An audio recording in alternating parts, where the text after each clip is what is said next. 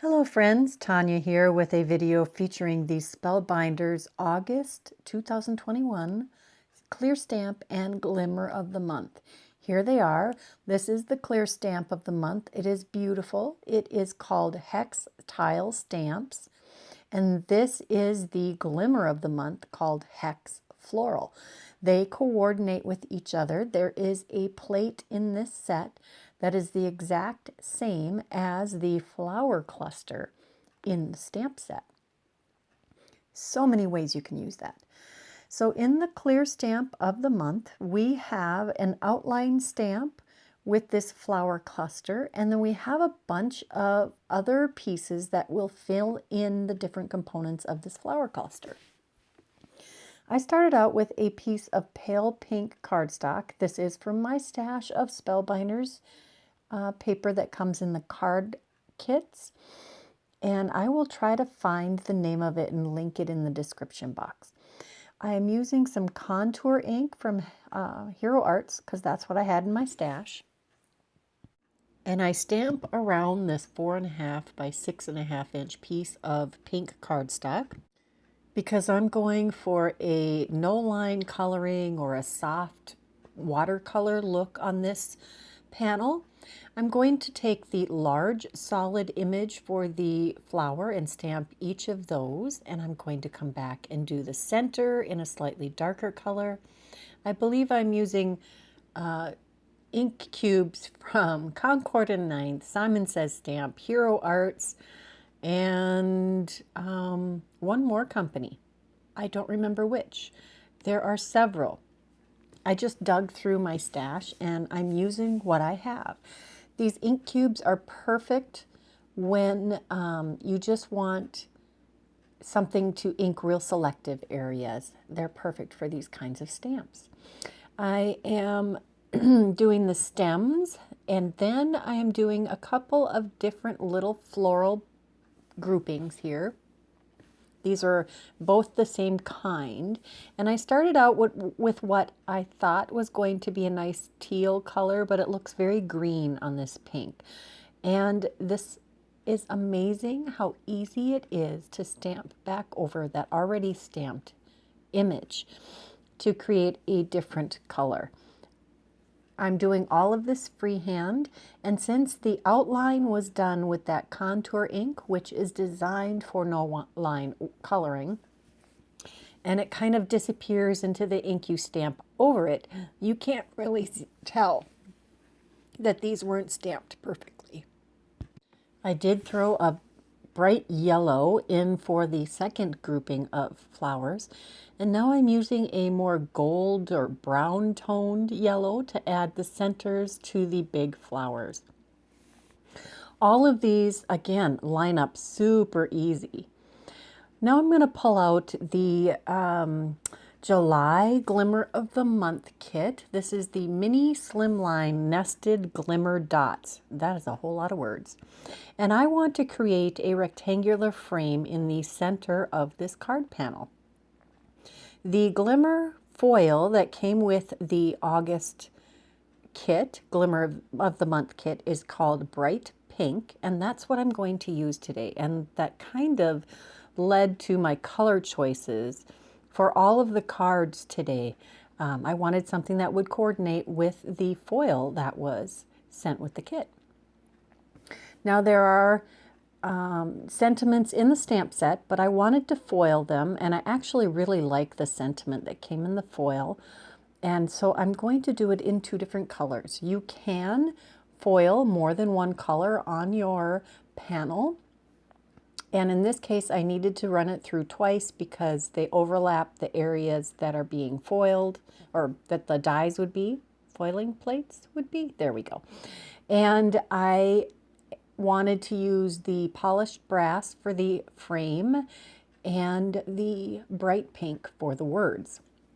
Now to get rid of any overfoiling, you just use a regular eraser and gently do that, or rub it over the top to get rid of any overfoiling. There is a coordinating die for the hexagon shape in the Glimmer of the Month kit. This is wonderful. I love it when they are so careful about coordinating things and making my life easier. And this is going to get centered in the middle of this card. Next, I'm going to take the two large floral groupings from the Glimmer of the Month kit, and I'm using some heavyweight cardstock. I believe this is 120-pound cardstock. And this is going to go, maybe not horribly wrong, but wrong. I do end up using the pieces that I create with this method.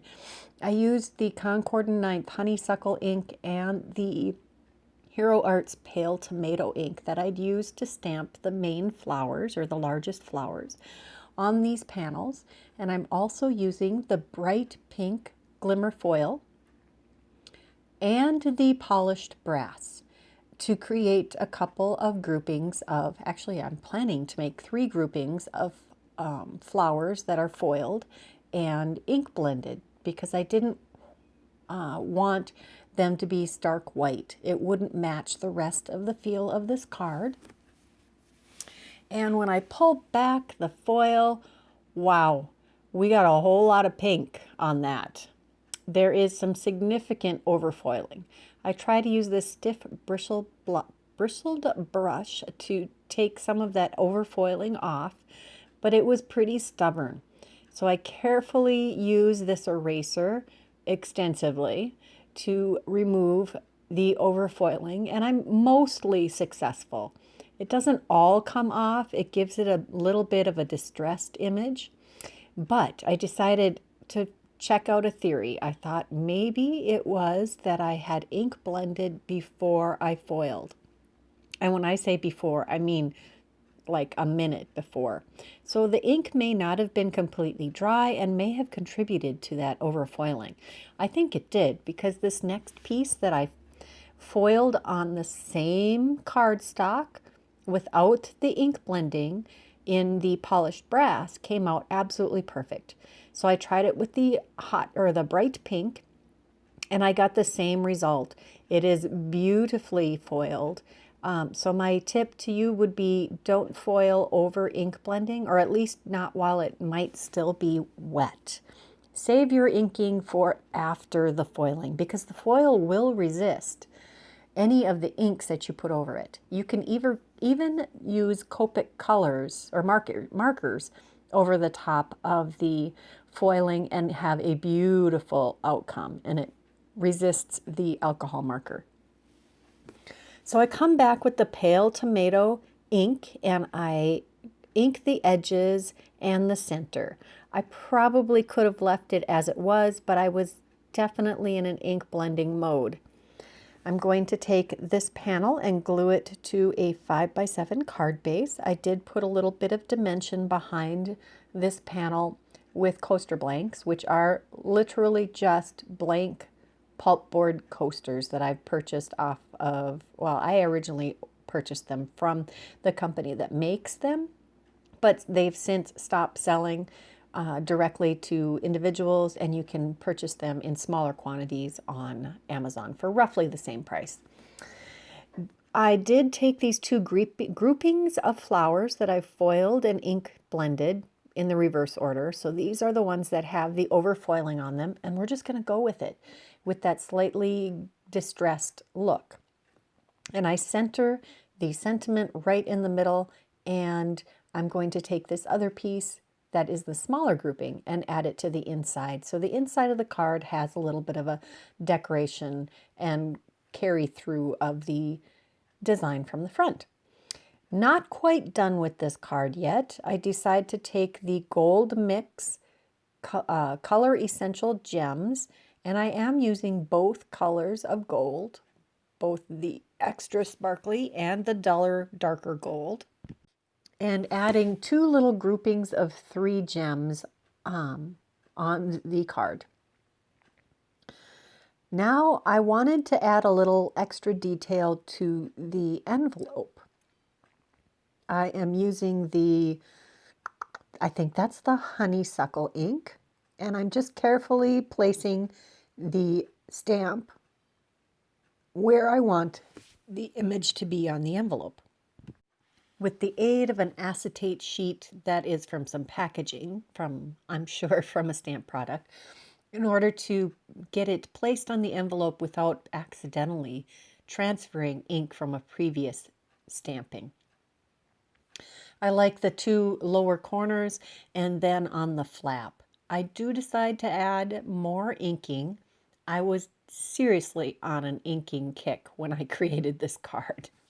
But I do like how this finishes off the envelope. For my next card, actually this panel or this design is going to be featured in 3 of the cards I create today. I created 2 of these panels, and it is either a 5 by 7 or I think it's a 4.5 by 6.5 inch panel. You could just as well do a half sheet of paper or cardstock, and it again is that same pale pink color. And I'm using Cotton Candy ink from Hero Arts, and then this is Green Hills that I'm using this branch of foliage to add some leaves to the flowers. And I wasn't actually sure how I wanted this pattern to turn out. It really evolved as I went along. And I don't know about you, but I really enjoy creating backgrounds, even if it is individually stamped. There's just something so therapeutic about stamping and creating a beautiful panel. Even if it goes horribly wrong, you just start over or keep adding things to it. Now, at any point, you could stop. Any point. I just kept going. I took the smaller cluster of flowers and I decided to create little bridges between the groups of pink flowers with this yellow. I'm using, I think this is called Sunshine from Simon Says Stamp. And these are all hybrid inks. Well, the Simon Says Stamp and the Hero Arts ones are hybrid inks. So they will stain my mat. So you'll notice that I put down a piece of scratch paper in order to protect that mat. It's tough to get that ink off of your cutting mat, unlike the water-based inks that come off easily. Even using an alcohol wipe wasn't the best. I think it'll just have to wear off. Now this is a set of flower groupings that I had stamped and colored while riding in the car to go visit my kids. This one is stamped with the coordinating stamps, and then I went back with my Copic markers and added some details just to the centers of the flowers. And I fussy cut those out because I'm going to use these on the next card, on this card. Next, I took another 4.5 by 6.5 inch piece of white cardstock. This is, I think it's a 100-pound white cardstock. And I'm stamping it with some embossing ink. This happens to be the Ink on 3 Juicy ink, and I'm using the Hero Arts White Satin Pearl. It is my all-time favorite. I use it all the time. I just wanted to add some interest to that panel without it being stark white. And next I pull out the June 2021 Card of the Kit die set and the June 2021 APG of the month. They are called Wild Hello and Victorian Splendor Slimline. I took a panel from the Victorian Splendor Slimline, or the APG, and created this lacy border with 2 of the dies in the kit. And it does measure, I think it's close to 7 inches. So it works perfectly across the front of this card. I just wanted that lacy border. I don't know why. I saw it when I was digging through looking for this die set from the June kit of the month, because I knew it had this sentiments on a border, which I love these. That's not the first time Spellbinders has come out with a sentiment on a border. The other one you can't get anymore, but this one you can still get if you look in the past kits. and I had cut it out with the gold foil cardstock, or the mirror gold foil cardstock from Spellbinders, which I'm so glad they actually carry packs of this in the shop, because I will stop hoarding it then. It is the most amazing paper, and they have it in gold and silver. I'm creating a beautiful border between the two papers, the pink pattern and the white embossed pattern, and it just really works perfect to join two different pattern papers. And I did put it right over the grouping of flowers, so it looks like it's behind them. Now I am using a piece of shimmery white cardstock. Now again, I did get a really good deal on this, and I will link that in the description box below also. There will be links for all of the products that I've used today.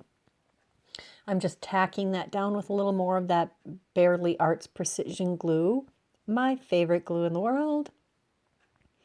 I had that little piece of the lacy border that wanted to creep up, but I was able to put a little dot of that behind. Now the shimmery white cardstock really adheres quickly. So fair warning. I'm going to add the glue to this panel, but I realize I need to score or crease my card base. Again, this is a 5x7 card base. I'm only making 5x7 cards in this particular video. If you prefer to do A2 cards, these are easily adapted to that size, but 5x7 is my preferred size. I use it the most, so that's what you'll see me make the most. I am going to add a little grouping of flowers on the inside of the card to carry that pattern through again. So I'm using the cotton candy and the sunshine inks, and then the green hills for the leaf. And it just didn't look quite balanced enough. So I'm going to keep adding more flowers to this grouping. As I'm looking at this now, I probably could have stopped right there, but the flowers and the leaves just felt out of balance. So I kept adding more of the yellow grouping of flowers. Again, needing to stick a little bit of paper, scratch paper, under the corner of this paper, or excuse me, this card base, to prevent it from staining my mat. And there is that grouping. So that was card number 2. Here we have the second half of that card base that I had, or card panel that I had cut down. I took the flower center from the stamp set, and I'm creating some random dots in this pattern. I had cut that panel in half using the guidelines on my mat to determine a 60-degree angle line. And I wanted this to be a little different than the other panel. Now we're going to heat emboss this with gold embossing powder. This happens to be from Hero Arts. Whichever gold you have in your stash will work fine. And I like that random shininess that adds. Next, we're going to ink blend some yellow onto another 4.5 by 6.5 inch panel. This is the Sunshine from Simon Says Stamp, and I am making sure that I have covered enough of the panel. And now I treat it with a anti-static powder tool, which I did heat set this also because my embossing powder was sticking to it a lot. And I'm going to emboss these flower bunches with the same gold embossing powder that I used for the dots on the pink panel. We'll just heat emboss that quick, and I did not do a perfect job of preventing extra gold powder from sticking to the panel, but it's nearly perfect. It's good enough. I don't think you'd notice really if I didn't tell you. And for this card, I am just flipping the layout from the previous card. I did decide to glue the lacy border to the pink panel instead of the other way around, so I didn't have to be quite so delicate with the way that I glued the lace panel down. I'm just making sure that I have most of the little edges covered so that I don't have anything trying to sneak out once I've trimmed it off. And we'll just adhere that directly to this 4.5 by 6.5 inch panel that we've heat embossed and ink blended. This card I wanted to look pretty bold, or the colors to be pretty bold, whereas the other card was more delicate looking. Just adding more versatility to this grouping of cards. I am putting this border just right up to the edge of the pink over the top of the lacy panel, and that adheres pretty darn quick. We'll just trim off the extra of that lacy border, and then we'll just adhere this to a 5 by 7 card base yet again. I do have some more coaster blank behind this assembled panel. And then we're going to take that colored and fussy cut grouping and stick that on the inside of the cards. That seems to be a really easy way to add decoration to the inside of your card. So this is a full panel shaker is what we're going to create now. I've taken some clear acetate packaging from, gosh only knows. I have such a big stash of this stuff, always thinking I'm going to find a use for it. And yes, I think I might do some real damage to that stash, because making these full panel shakers is game changing. I adore this. It is now going to be a frequent feature in my card stash because it's so easy, and the shaker bits all shake so well. Nothing gets stuck. Static doesn't seem to be an issue. And you can use loads of all of those shaker bits that you have in your stash. If you're like me, you have enough shaker bits to make shaker cards constantly for years to come. And that is all it takes. You just take your bigger piece of acetate. This is the lightweight stuff that comes on the outside of all of our stamp projects or products pretty much. And I just use some score tape to adhere that in place. Next, we're going to take the June 2021 Glimmer of the Month kit called Sweet and Snarky Birthday Wishes. And we're going to foil those again with the bright pink foil. We're going to take some of the sub-sentiments and add those to a piece of white cardstock. And we are going to foil those quickly. As you can see, that didn't foil absolutely perfectly, but again, I'm going to just go with it. I actually don't mind when there is a little bit missing from some of my bold foiling. There is a coordinating die for these sub-sentiments and a coordinating die for the large sentiment. So I'm going to tape this in place, get it centered just perfectly, and had to take care of that little tiny bit of overfoiling, and we'll run this through the die machine and have our sentiments all ready to go. I did take a sentiment for the inside also. The front is going to say happy birthday, sorry to hear you are old, and the inside is going to say from afar you look 21. I think that is a perfect grouping of sentiments for this bright and cheerful shaker card. I adore this. I cannot tell you how many times I picked this card up and just shook it for the fun of it. In fact, I feel like doing it right now. It's a good thing it's not right next to me, because I'd be shaking it and then you'd hear it. And another amazing part of this is when you adhere images, elements to the front of this acetate, it sticks super well. You do have a little wiggle room, so using liquid glue I think is perfect. And it stays pretty flexible and doesn't affect the ability of the bits to shake around. So I'm going to just keep adhering things right to the front. It is super simple and I love it. I'm going to be making lots more of these. And you know who we can blame for this? Miss Amy Rice-Abbey over at Prairie Paper and Ink. That is who got me hooked on this technique.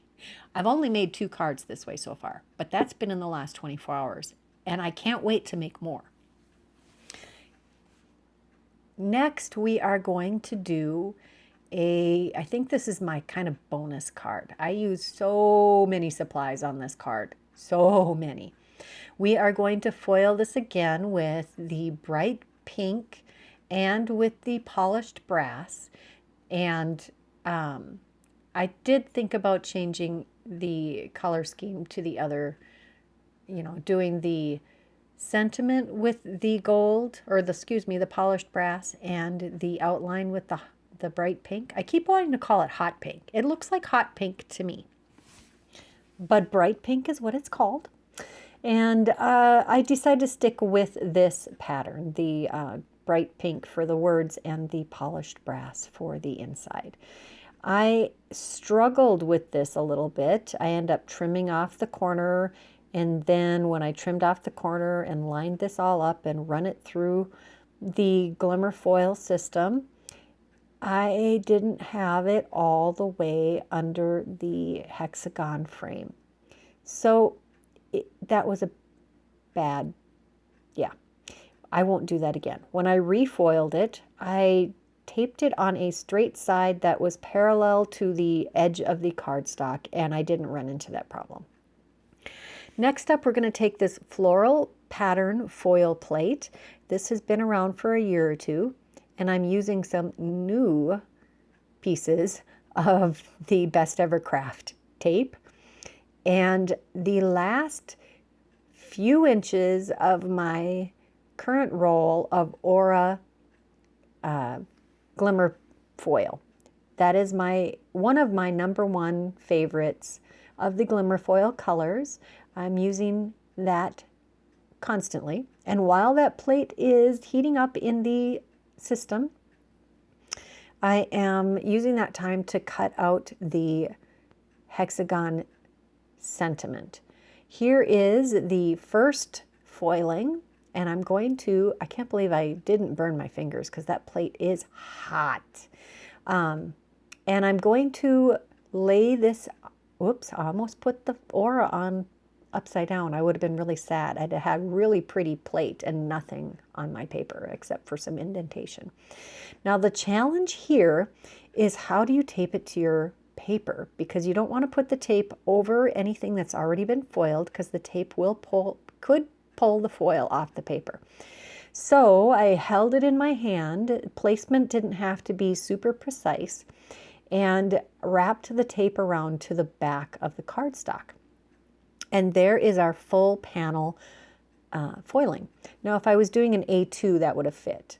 Next, we use a die from the February 2021 Small Die of the Month kit called Trefoil, like 3-foil, Tile and Panel Card Creator.